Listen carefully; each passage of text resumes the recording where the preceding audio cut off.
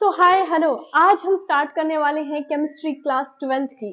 Class 12th chemistry का chapter number first solution हम discuss करने वाले हैं। जो बच्चे क्लास 12th इस सॉल्यूशन चैप्टर के बारे में कुछ नहीं जानते, हालांकि ये जो टर्म्स हम पढ़ने वाले हैं ये बेसिक टर्म्स हम ऑलरेडी क्लास 11th में पढ़ के आ चुके हैं फर्स्ट चैप्टर में, some basic concept of chemistry. But जिन बच्चों को इन चीजों का नॉलेज नहीं है वो आज हम फिर से पढ़ने वाले हैं, एक बार बहुत अच्छे से इसको पढ़ने वाले हैं। ठीक है, तो सॉल्यूशन होता क्या है? अगर हम बात करें कि व्हाट इज सॉल्यूशन, अगर हम हमारी केमिस्ट्री की दुनिया में देखें, अगर हम हमारे नेचर को देखें, तो वहां पे हर जगह किसी ना किसी चीज का एक तरीके का सॉल्यूशन बन रहा है।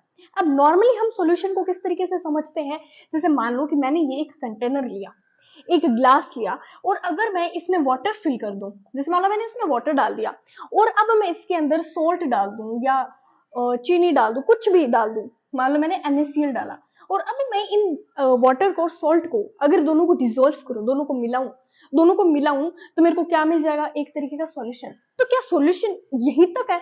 क्या हमारा सॉल्यूशन केमिस्ट्री के अंदर जो हम सॉल्यूशन पढ़ते हैं वो यहीं तक सीमित है कि पानी के अंदर चीनी डाल दो, नमक डाल दो, कुछ भी डाल दो, वो मिल जाएंगे तो वो हमारा सॉल्यूशन? नहीं, हमारे केमिस्ट्री के अंदर हर जगह जगह हमें सॉल्यूशन देखने को मिल जाएगा। अगर हम हमारे नेचर की बात करें, अगर हम हमारे एयर की बात करें, तो वहां पे भी हमें बहुत सारी गैसेस का एक तरीके का सॉल्यूशन मिलेगा। गैसेस का सॉल्यूशन कैसे? जैसे हमारे नेचर में ऑक्सीजन गैस होती है जिससे हम एक्सहेल इनहेल करते हैं, CO2 गैस होती है, CO2 gas, carbon dioxide gas, nitrogen N2 gas होती है।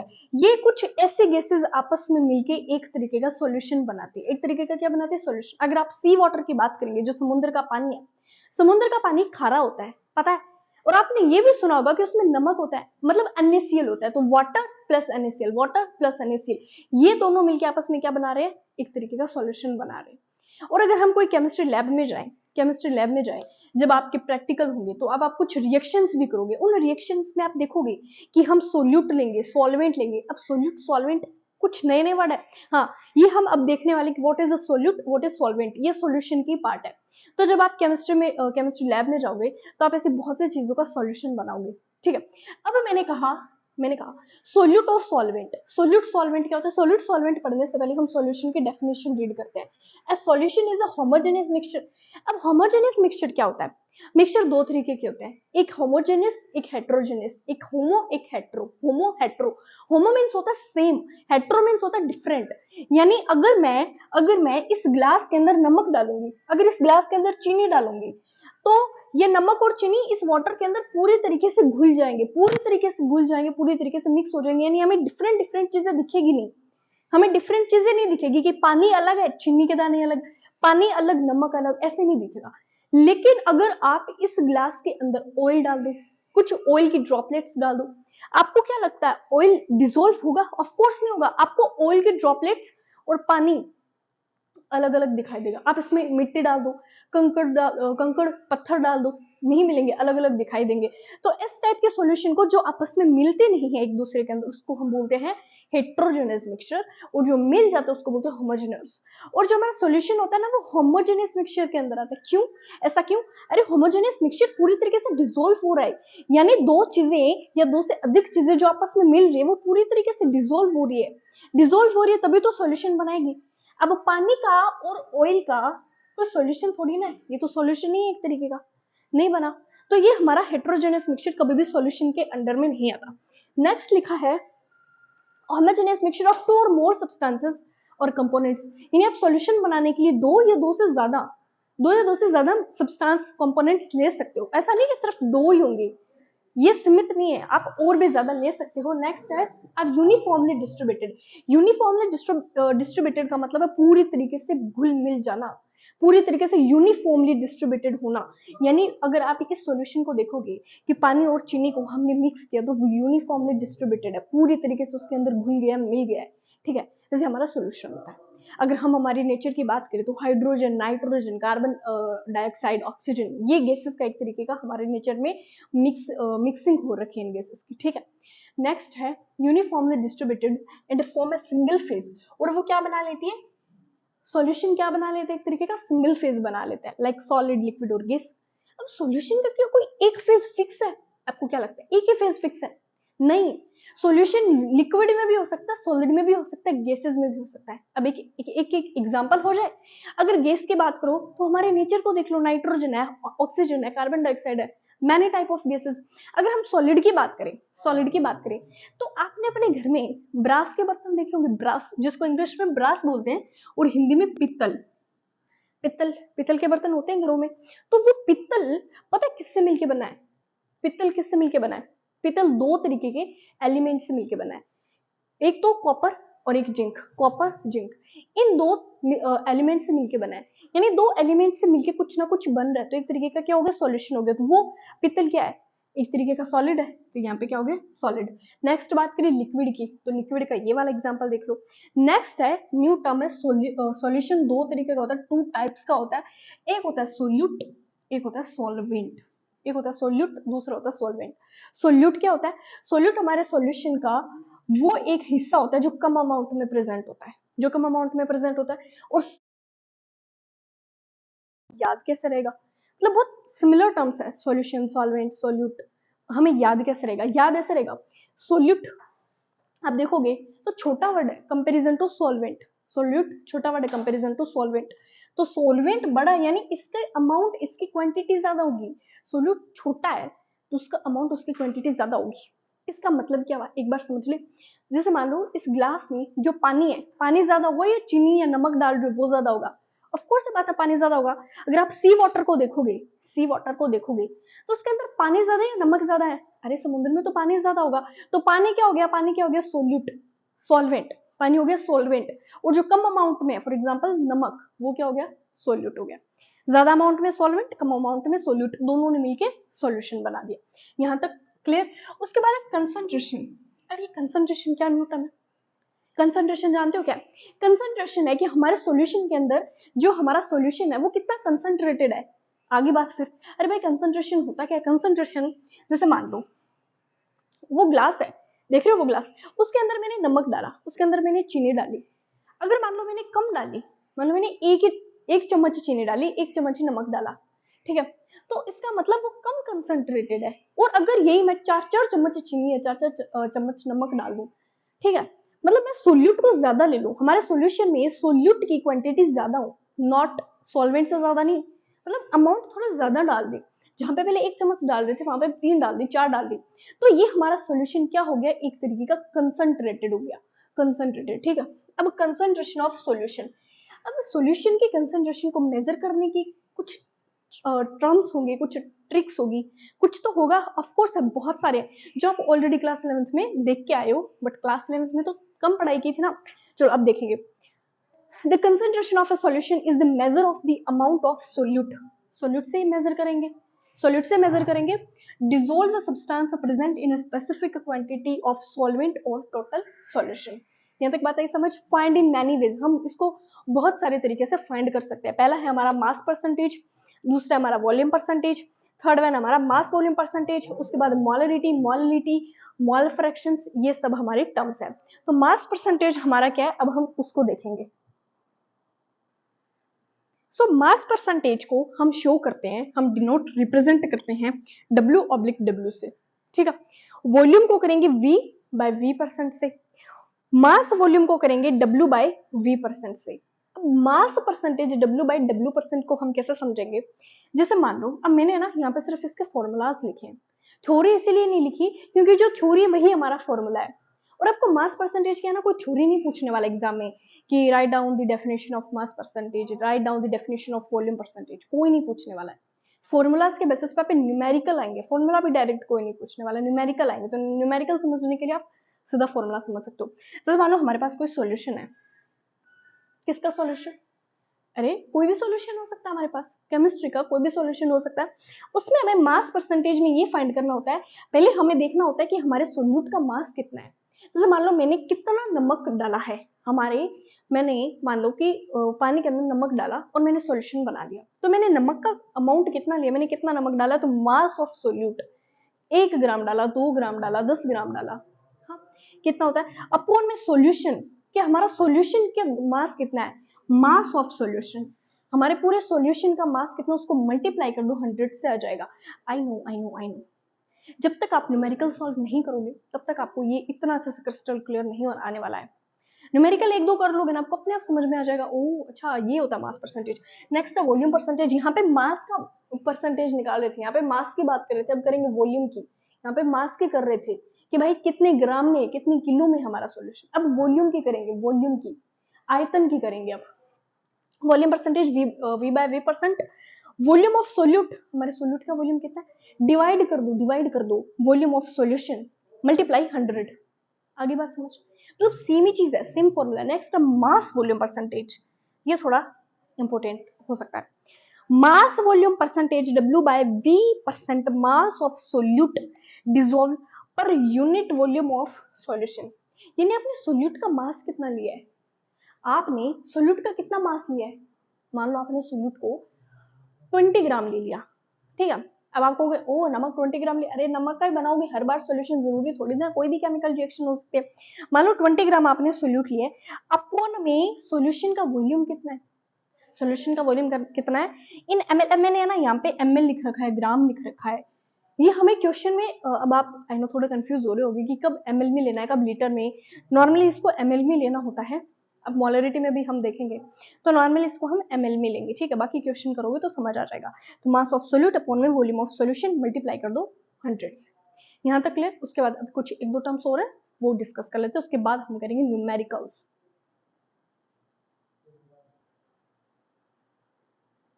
नेक्स्ट हमारी टर्म्स है मोलरिटी, मोलैलिटी, मोल फ्रैक्शन। ये जो मैंने 3 टर्म्स लिखे ना, इससे तुम्हारे बोर्ड एग्जाम में एक न्यूमेरिकल आना तो कंफर्म है, लिख के ले लो। Molarity, molality, mole fraction. लेकिन इन तीनों से जो क्वेश्चन आएगा ना वो एक साथ में आएगा, मतलब आपको एक ही क्वेश्चन में मोलरिटी फाइंड करनी है, मोलैलिटी फाइंड करनी है, with in mole fraction find करना रहेगा। बड़े कॉम्प्लिकेटेड नहीं हो जाएगा, नहीं होगा, एक एक पार्ट वाइज करोगे तो नहीं होगा। चलो वो न्यूमेरिकल की बात है, पहले मोलरिटी, मोलैलिटी और मोल फ्रैक्शन को समझते हैं।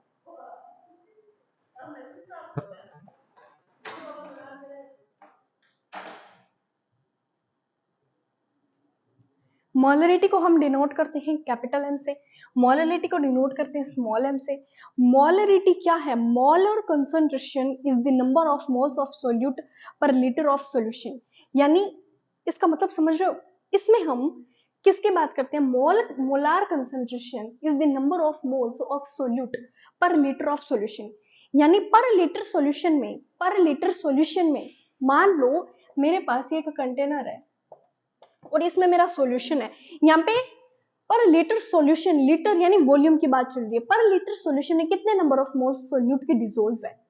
फिर से बोल रही हूँ, कितने नंबर ऑफ मोल्स सोल्यूट के डिसॉल्व है। अब हम बात किसकी करें, कंसंट्रेशन की। कंसंट्रेशन सोल्यूट से होता है कंसंट्रेशन, हम सोल्यूट की बात करेंगे ना यहाँ पे कि कितने नंबर ऑफ मोल्स सोल्यूट के प्रेजेंट है इन दी 1 litre solution, in the 1 litre solution, इसकी बात करनी है। तो इसको कैपिटल एम से शो किया जाएगा। मोल्स ऑफ सोल्यूट हमें बताने हैं कि सोल्यूट के मोल्स कितने। इससे पहले हम बात कर रहे थे मास of solute, volume of solute बात कर रहे थे, अब हम कर रहे हैं moles of solute upon mass of solution. नीचे वाले मास ऑफ सॉल्यूशन किसमें, मास ऑफ सॉल्यूशन किसमें, in litre, mass of solution in litre. आई बात समझ। अगर मैं इसका फॉर्मूला बनाना चाहूँ, तो कैसे बनेगा, अब देखो इसको कैपिटल एम से शो किया जाएगा, कैपिटल एम से कर दिया, कैपिटल एम से कर दिया। उसके बाद number of moles of solute है, number of moles of solute W कर दो। और सोल्यूट की बात चल रही है, सोलवेंट को हमेशा हम डिनोट करते हैं A से, सोलवेंट को A से और सोल्यूट को B से, ये दोनों मिलके हमें AB सॉल्यूशन दे देता है, एक मैथमेटिकल टर्म से समझो। तो हम अगर मैं W लिख रही हूँ, मतलब मास लिख रही हूँ, सोल्यूट के नंबर ऑफ मोल्स लिख रही हूँ, तो यहाँ पे मैं WB लिखूंगी ना, सोल्यूट की बात चल रही है तो यहाँ पे मैं WB लिख दूं।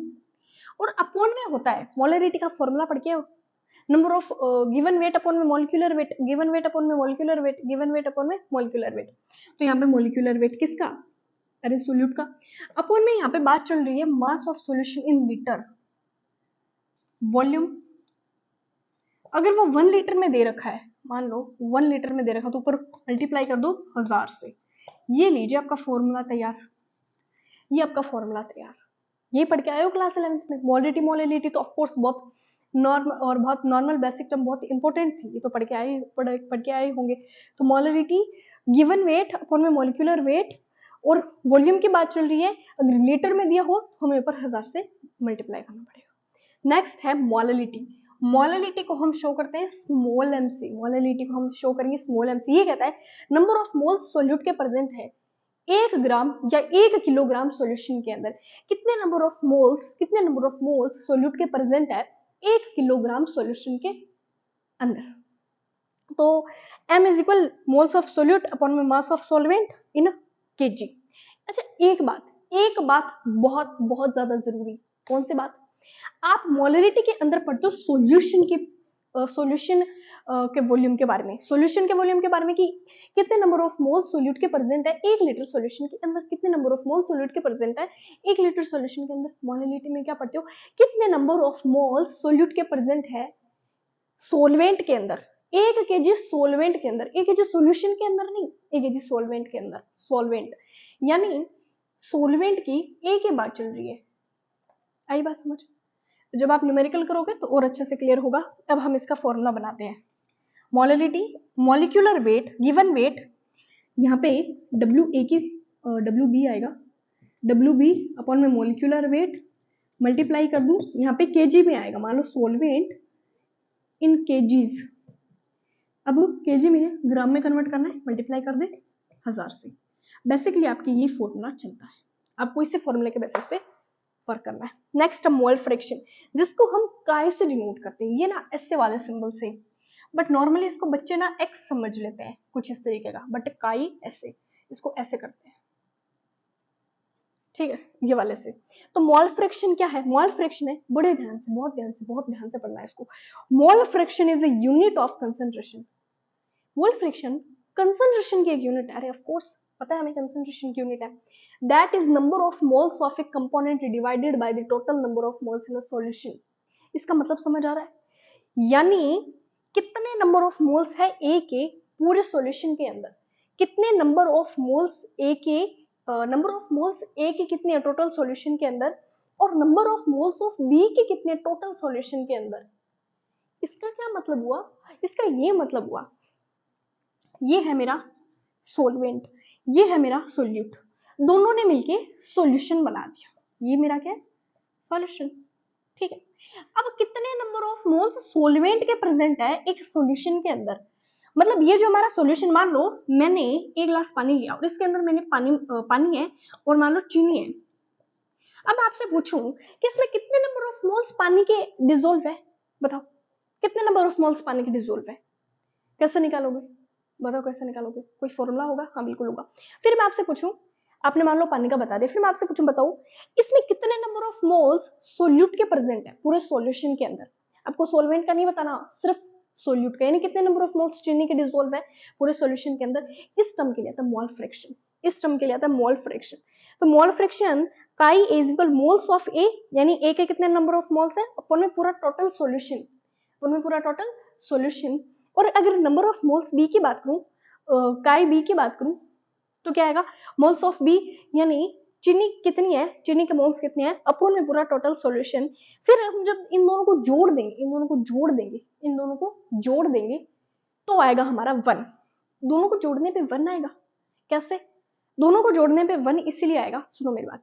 अगर मैं इसके फॉर्मूले को ओपन करके लिखना चाहूँ, नंबर ऑफ मोल्स कैसे लिखोगे? Chi A is equal number of moles A upon में पूरा सॉल्यूशन एन और एन बी से तो बनता है, पूरा सॉल्यूशन एन बी से बनता है, ठीक है। काई बी की बात करूं, number of moles of solute upon में पूरा solution N A plus N B. ये एन क्या नंबर ऑफ मोल्स है, एन क्या number of moles of solution, A number of moles of solution, B ऐसे है। आई बात समझ? अब आप जब इन दोनों को ऐड करोगे ना, काई ए प्लस काई बी, इन दोनों का हमारा 1 आएगा। 1 क्यों आएगा? देखो इन दोनों का अपन इसीलिए आएगा, देखो आप मैथ्स में क्या पढ़ते हो, जब दो चीजें आपस में जुड़ती है तो वो किसके बराबर होती है? 100 के बराबर, ऐसे समझते हैं ना। तो अगर हम एक्सपोनेंशियल टर्म में समझना चाहे तो जब सोल्यूट प्लस सोलवेंट जुड़ेगा, तो वो सॉल्यूशन देगा।